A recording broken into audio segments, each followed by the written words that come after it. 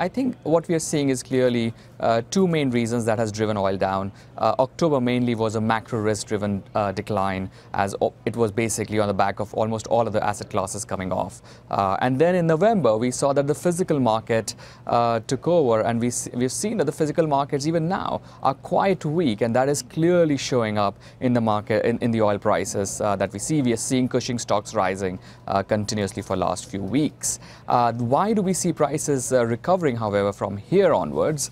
Whether it reaches our target levels or not, we definitely see that they are going to recover because of two or three main reasons. One is we do expect US production growth to slow down towards the end of the year and into first quarter because of constraints that are related to takeaway capacity, and also we are seeing some slowdown in the drilling and completion activity. Second, we believe that OPEC is likely to be more proactive than reactive now.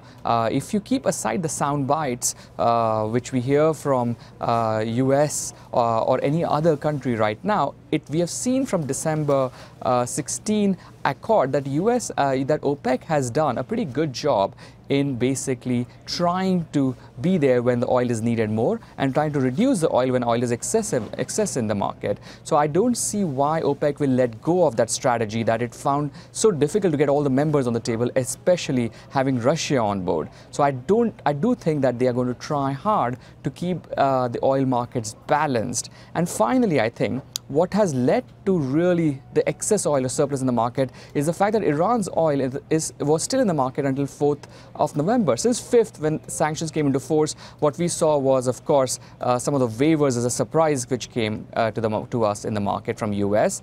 But to be honest, with close to 50% still expected to be cut from Iran by most of its buyers, which are 8 countries that we have over here announced by US State of Department, we still believe that ultimately, the goal for US would be to make sure that these buyers take those imports from Iran down or closer to zero. So eventually, towards the end of the year, as we enter next year, we do believe markets are going to be well supported.